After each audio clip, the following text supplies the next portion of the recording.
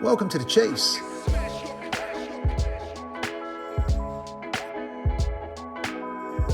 The Chiefs is a White Arc podcast aimed at specifically giving you an insight into what makes great leaders and entrepreneurs in a variety of organisations tick. We call them Chiefs. My name is James Ciuffatelli, and together with my White Arc co-chief, Joe Hands, we're going to attempt to take you on a journey and talk to as many chiefs across as many industries as we can to give you an insight into A, what makes them tick, and B, what makes their enterprises thrive, and more importantly, what they've learnt along the way. The Chiefs.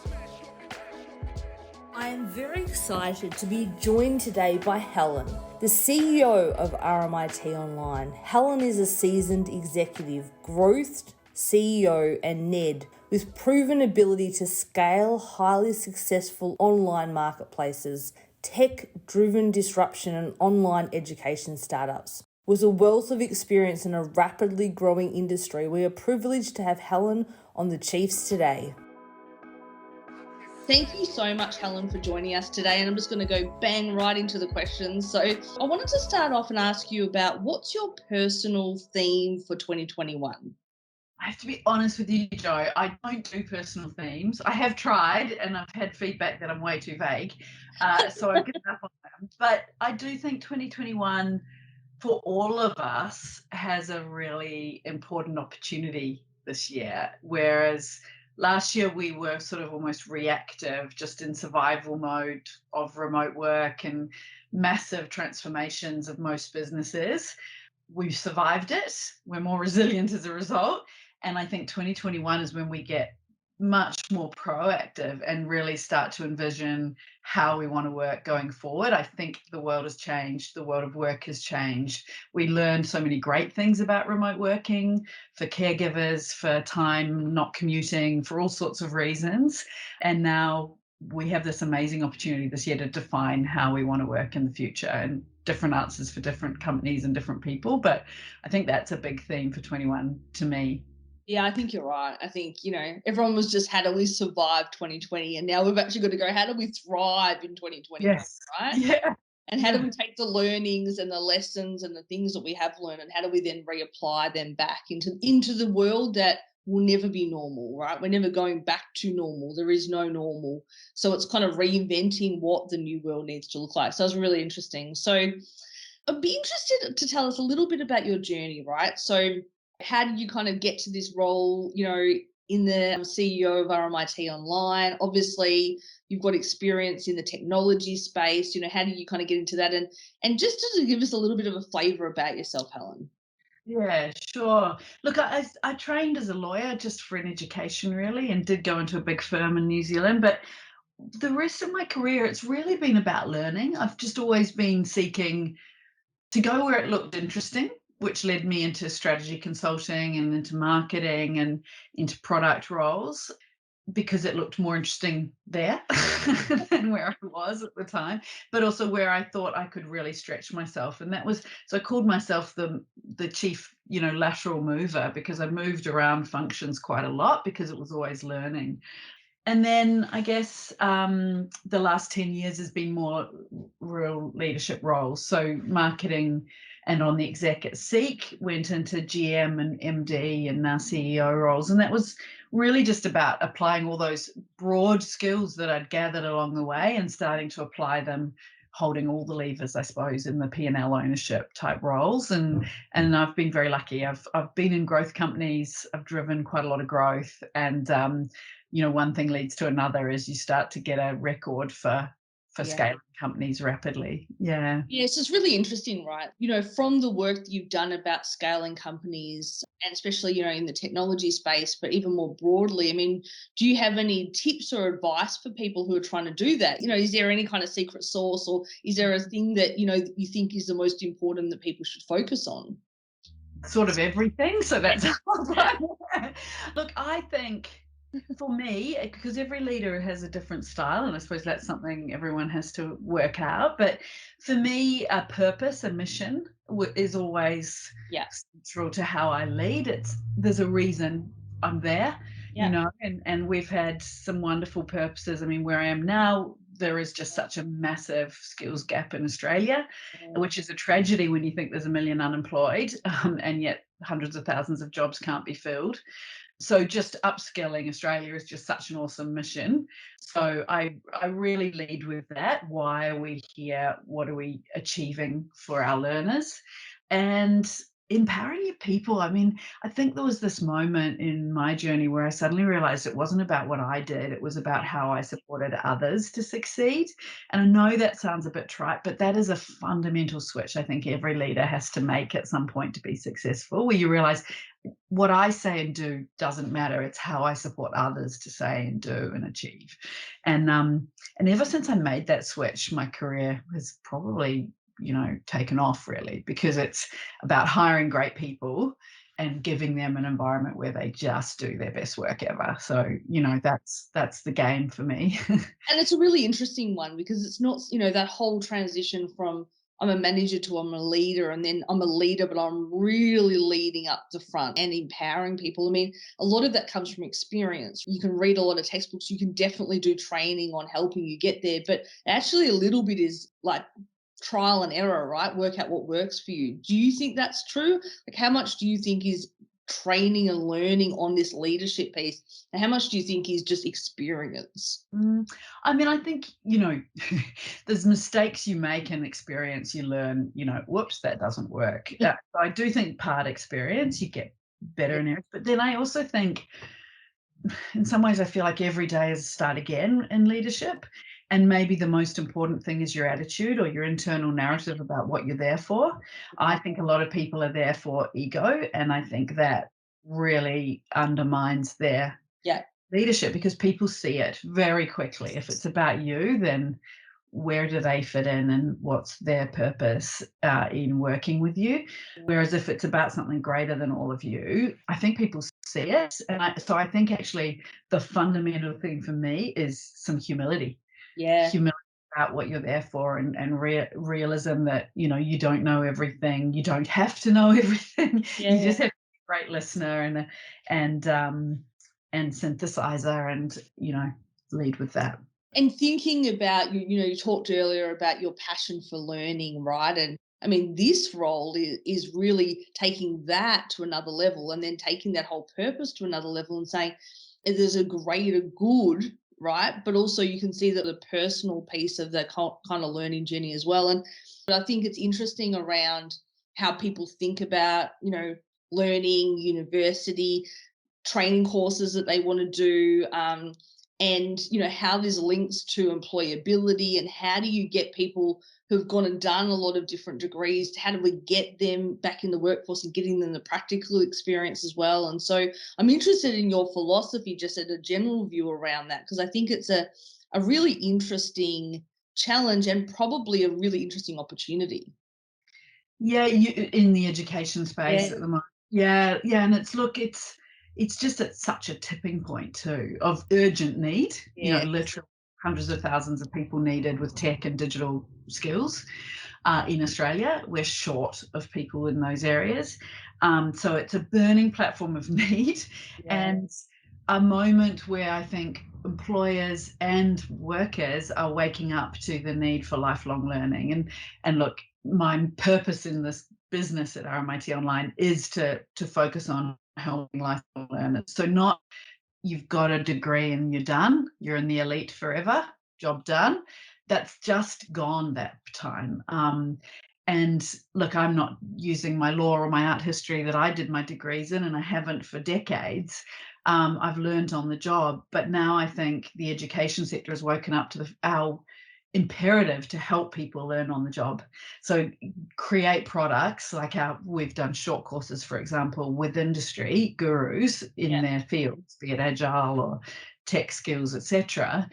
You need to develop new ways of delivering upskilling that work for working people, and engage working people and give them really practical work-ready skills that they can sell the day they finish the course, to the next employer and the next move internally. It's internal moves as well, and just staying relevant in their skill set. That is, I think we're waking up. I don't think everyone's awake yet, I don't think Australians are spending enough time reskilling through their lives, but it is definitely a turning point, and that's really exciting because I think that will really help the whole economy as we fill these gaps in really urgent areas. Yeah. Yeah, and there's a real responsibility, isn't it, from an employer perspective? I mean, I'm currently working with a number of clients, and it's like, what's the capability that you're going to need in your company in 5 years' time? Okay, what's the gap, right? What don't you have? And what is trainable? What is actually, you've got some base skill, you just got to train it. And what is it that you need to go and recruit for? And some of the areas that are hot topics is definitely tech piece, definitely data, the whole data piece. Like, you know, you've got different people with different elements of data, but how does the whole data piece come together with your data governance? And then how do you get to analytics? But how do you then build this kind of source of truth? But there's these interesting themes, I think, that are coming out around digital, because we've seen this acceleration because of COVID. It's probably been there anyway. The technology side, the data side, are there other topics or themes that are coming out in terms of things that you're seeing, Helen? Yeah, I think you've hit a couple of really big ones. Absolutely agree, 100%. Another one is cybersecurity. You know, the more we rely on digital, the more our businesses and government departments are at risk if we're not secure in Yeah. digital. So cybersecurity is just, we think one estimate was about 18,000 roles needed. Wow. And also not just the specialist roles, actually the awareness for every employee that is needed, not to press on that email that's fake invoice that you've never heard of. I get them all the time. So cybersecurity. And look, the other one that doesn't get as much noise and we've started to push into in my team is health and education. I mean, we have one think tank in RMIT estimates 250,000 people needed in the health and human services sector, the caring sector, because of our aging population, because of increases in chronic illness, and we're just not moving the dial on filling those roles. So that's a really interesting one, and goes to your point about employers really needing to lean in here too, because those are not high paid roles. So it potentially requires support from government and from employers to fill those gaps, because they're potentially people that can't afford that course, but we desperately need them in the economy, and for our old people and for the mentally ill and others who need carers to have quality of life. So that one's a real burning platform. Yeah. I wouldn't have even realised there was that bigger gap on that. And I think the employer piece and the government piece is right. There's an employer piece from especially in the corporates, about they've got to own this development piece. They've got to own this because the staff need to lean in. The staff need to do it. But if the employer isn't supporting the time commitment or the cost, the employers are likely to say, well, I haven't got time to do that course because I'm so busy at work. So it's genuinely supporting them, not just in words or in a policy, but genuinely giving them the time to do the upskill, and the organisation seeing the benefit of that. And then there's the people that aren't even in a job, right? And the government having that support network to upskill them, or in all these different sectors we've spoken about. So it's a really interesting challenge, and some of these numbers you're quoting are actually astronomically large, like scarily large, which is, if we don't do something around the healthcare social worker piece, that kind of social services, what's going to happen in 3 or 5 or 10 or 15 years time? And it'll be too late, because there's an evolution time frame that you need to bring people along this journey, right? Yeah, and you think of those, we could tip 1 million unemployed. There's a lot of people there that have potentially looked after family all their lives, have some of the core skills and attributes, to just need a bit of training on the health and safety and moving someone in a bed and some of those key skills to actually turn that into a career. So yeah, I think it's masses of potential and an urgent issue. I agree. Yeah, it does create a burning platform, and maybe COVID has created more of a burning platform, and some of these statistics that will have to drive behaviour, right? It's like sometimes you need something to be on fire to create change, right? Even though, like, why sometimes, but you do need it to be on fire. So the next question was really, like, 2020 was a strange year. I chatted about this earlier, but what did you experience at RMIT Online? Like, and was there something that came out of it that was a surprise to you as well? Mm. I mean, as a business, we were incredibly lucky. We grew madly. Online learning has been recognised. It was sort of required, Yes. but online learning that as we have done, which is designed for online and built in social learning and great teachers at online facilitation, that just hit its straps. So we doubled in all our new portfolio areas and or more than doubled. So we had a very busy year, I have to say. The big fear was that were we risking quality? And what blew me away was my team and how they stepped up. In a day we were suddenly working remotely. We're in Melbourne, so we were then, without knowing it at the time, going to be remote for at least 10 months. And how they kind of coped with that and all the personal challenges that came with that, but kept delivering quality. And our teachers that we work with just did whatever it took. And we actually even improved on the really good quality we already have, even as we doubled. So that was a blow me away kind of moment of just going, wow, people are amazing, and look what people can do when called on. At a personal level, I was probably surprised at my inner introvert. I actually really enjoyed it. Yeah.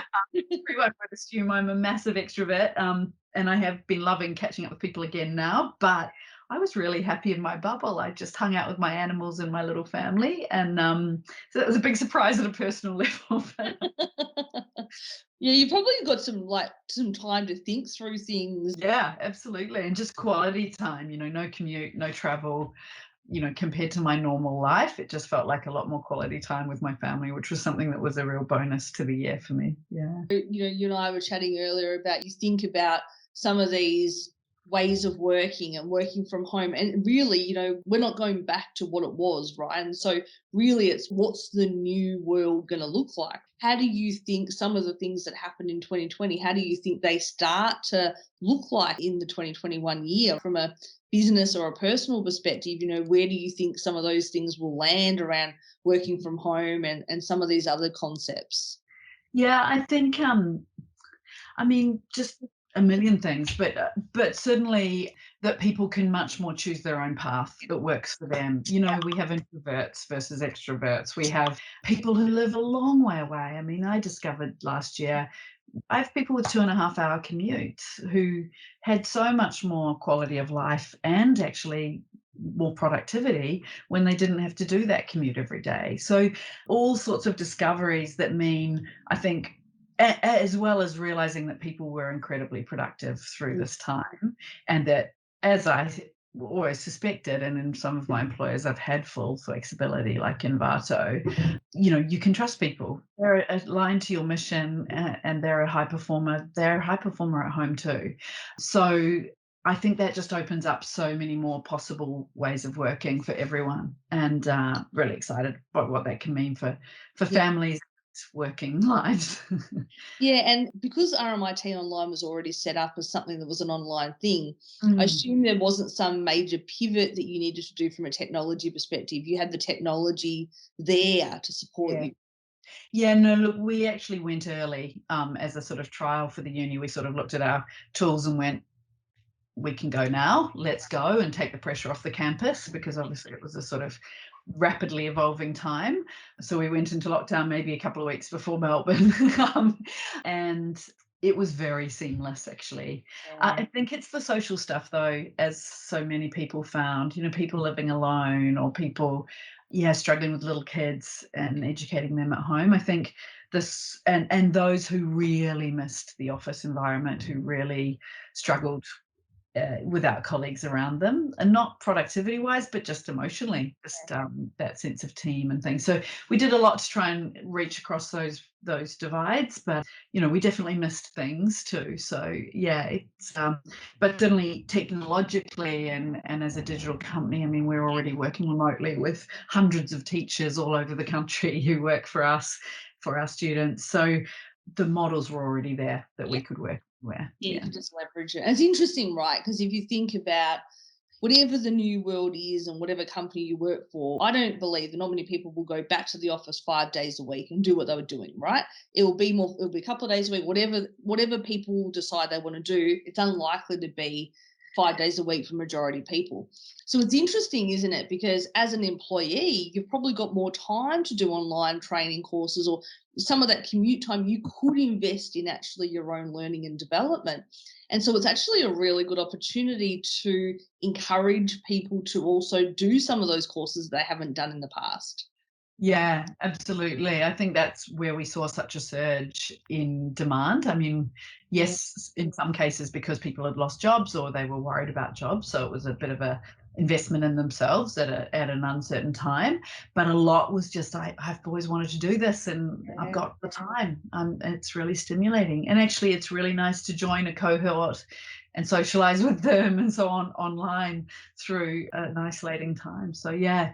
It's interesting. And like one of the things you said to me earlier, you're in the education area, right? But people live in their own little bubbles. And so there's this whole thing about you go to university, you get your degree, you go and work and nothing, and you don't need to really do anything more unless your employer makes you do a particular course or whatever. It's a lifelong learning journey that everyone needs to think about. How do they evolve? That the world is moving so rapidly that if you don't actually invest in actually learning some skills, in developing practical applications on things, at some point in time you're going to be behind the 8 ball, right? And so the employer needs to care, but the employees and people just in general need to actually care about it. So you don't have to do a 3-year bachelor degree. You can do something it's more bite-sizable, that gives you an opportunity to learn and develop. It's kind of super interesting. I think, for everyone listening to the podcast, you should go onto the RMIT Online website and actually have a look, because I think you'd be surprised about the different courses and the different things that are out there that you can actually do. And a great challenge, right, in the new year, whether you're into New Year's resolutions or not, it's a good challenge. How are you using that commute time? Are you just working more? What are you actually doing with it, right? So it's a really, really good challenge. So one of the themes that, has come up in 2020 and comes up a lot in conversations we have with our clients is around resilience and adaptability, right? So what we saw through 2020 was people and businesses were resilient and they were able to adapt. And how do you think about resilience and adaptability, with RMIT Online and you personally? Yeah, look, I think its importance just can't be underestimated. And given our theme is sort of leadership, I think for the leader, it really is a case of take the oxygen mask first. Yeah, that's good. You have to self-manage well, and you have to identify when you not never be a bit brittle. Of course, everyone has their moments of being overwhelmed and so on, but being self-aware enough to identify it and take action, get help, whatever help that means, from your team, from your mentors, from a psych, whatever it requires at the time, or just more exercise and some of those good self-care things that strengthen, without doubt, resilience. If you're physically fit, you're more able to face the mental challenges. We've known that since Greek times, but it's amazing how many people forget that, strong body, strong mind.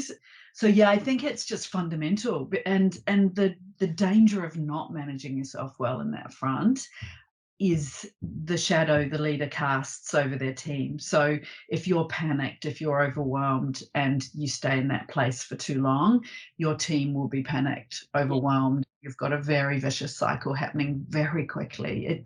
It's when, sometimes you sort of, when things are going well as a leader, I sort of sit there and go, so what am I doing? They're all so good. They don't need me. But I'll tell you what, when there's a crisis is when you need to self-manage, and when you see that if you're not in good shape, it can turn wrong very quickly. If you need to respond to a market change or a challenge as a company, those are the moments where your resilience and your ability to make quality decisions and help others to do so is literally going to change, the result for your company. So yeah. I like that, Helen, around put on your oxygen mask first, because I think sometimes as leaders, you think by not putting your oxygen mask on first and giving it to everyone else, that you're actually helping them, but you're not actually helping them in the medium to long term, right? So I think it's really good. And then everyone has a bad day, and as a leader you have a bad day, and sometimes when I have a bad day I just get up and I go for a walk outside, to be honest, and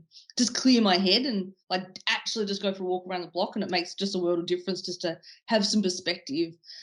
What are some of the practical things that you do? Like, do you have a mentor? Do you have someone that you bounce off? What are the kind of practical things that you do to kind of keep your head clear so that you can respond? Oh, look, I have a dog, and he makes me laugh and makes me exercise every day, and both those things are probably the healthiest you can do. Literally, I do think fresh air and some movement. I'm not saying pumping iron. I certainly don't do that, but I do move a lot every day, and I think, especially in remote, that potential that you could have worked, if you look at your Apple Watch and you've only walked 150 steps to the fridge and back, it's a hell of a danger for mental health. You need to get out. You need to get your blood pumping in some form every day. That's what I do. And the fact that my dog is incredibly embarrassing at the dog park and makes me laugh every morning is also incredibly healthy, I think. So I love that. That's really good. So when you're not working, we've talked about your dog, but what are the things that you like doing, and what makes you smile, and what are the things that kind of give you energy? Look, I've been really lucky in that I've added quite a lot to my menagerie in the last year. Bought my first ever horse after dreaming of it for a very long time, and sort of getting into the outdoors with animals is definitely my joy in life. And look, the other thing that has an advantage of is that I'm learning again completely. It's the first time I've owned a horse. It's really different to riding at riding schools. It's really challenging at times, confronting. I've been bucked off a few times in the last year, and it's my own stupid fault. You have to assess and work out what you're going to do differently next time, and train your horse as you go when you own it. So yeah, I think learning in a completely different context to work, and physically pushing myself a bit, are the things I love in the outdoors. Yeah. This has been absolutely fantastic, Helen. I could talk to you all day. Just really fantastic insights. I think for me, some of my takeaways around actually the shortage of capability, right? That right across the different industry groups, and really it's a burning platform, and that really as an employer, as an employee, as a person who's just in the community, as a government, we really have to turn our attention to what are we going to do, and it's not something that can wait, right? And I think like that's really kind of hit me in the face. I really loved your put on your oxygen mask first. As a leader, how do you set an example, and how do you make sure that you're ready mentally when that crisis comes up so that you can lead? We talked earlier about your journey, that switch between actually empowering people and realizing that that's one of the most important things. And I think that's something that takes time, right? It takes experience. You make a mistake and you're trying to work out how to do it again. But I think it's a great thing as people think about how to be a great leader is really it's focusing on how to get the best out of your team. Coming off the year of 2020, thinking about the burning platform that is, that kind of education industry, there's an amazing opportunity to make a significant difference. A great challenge for leaders to think about the capabilities of their teams and how they're encouraging their teams to uplift that capability, not just thinking about today, but thinking about what that needs to look like. And I think there's a lot of different lessons out of that conversation, but absolutely amazing. So thank you so much for your time and, your advice and your lessons that you've learned, Helen. Pleasure, Jo. Thanks so much for having me.